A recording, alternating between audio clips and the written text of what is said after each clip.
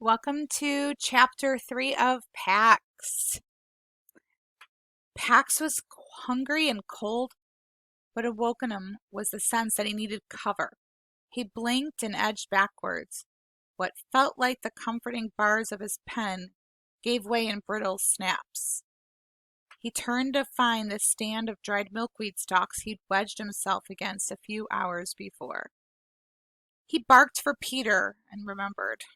His boy was gone.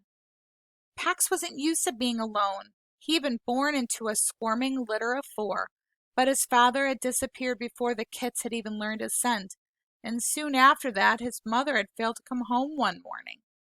One by one his brothers and sisters had died, leaving his the only heartbeat in the cold den until the boy, Peter, had lifted him out.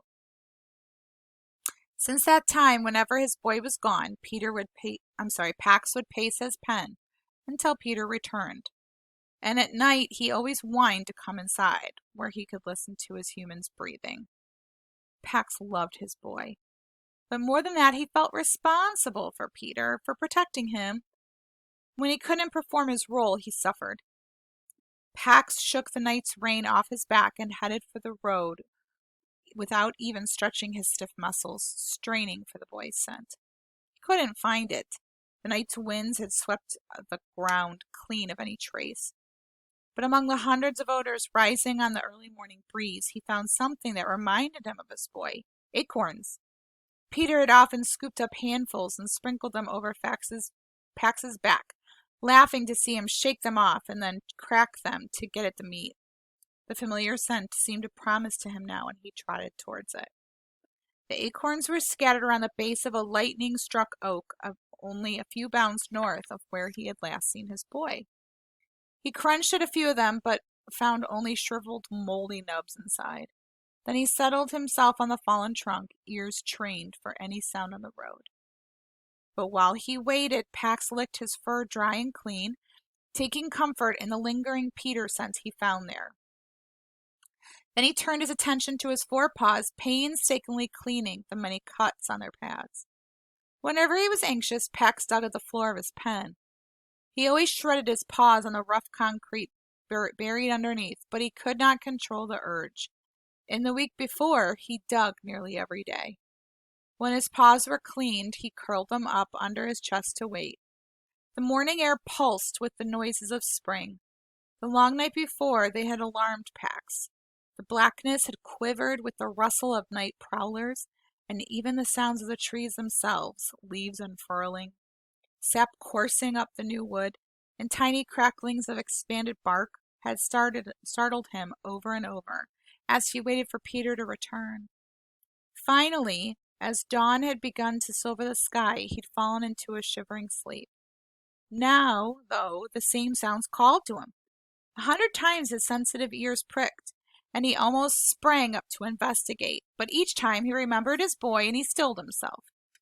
The humans had good memories, so they would come back to this spot. But they relied on sight alone, all their other senses being so weak.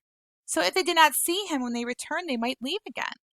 Pax would stay beside the road and ignore all temptations, including the strong urge he felt to head south, the direction his instinct told him would lead him back to his home. He would stay at the spot until the boy came for him. Above him, a vulture cruised the thermals. A lazy hunter, it was searching for the lifeless shape of carrion. When it found the red-furred form of a fox, motionless, but giving off no odor of decay, it circled lower to investigate. Pax registered an instinctive alarm at the cool flicker of the V-shaped shadow. He jumped up from the trunk and scratched the dirt beneath. The ground seemed to answer with a distant rumble like a growling heart. Pax stretched high, the danger from above forgotten. The last time he had seen this boy, there had been vibrations like this along this very road. He tore over the gravel shoulder to the exact spot where his humans had left him. The vibrations grew to a roar. Pax rose on his haunches to be seen, but the source was not his boy's car. It was not a car at all. As it loomed up, it seemed to the fox to be as large as the house the humans lived in. The truck was green, Not the growing green of the trees all around, but a dull olive, a color death might wear when it claimed these trees. The same dull olive of the toy soldier that Fox had cached in the milkweed stalks. It stank of diesel and the same charred metal scent that had clung to the boy's father's new clothing.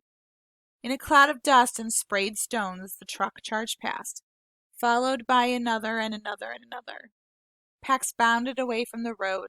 The vulture soared up and away with a single beat of its wings. That is the end of chapter 3. I'll see you in chapter 4.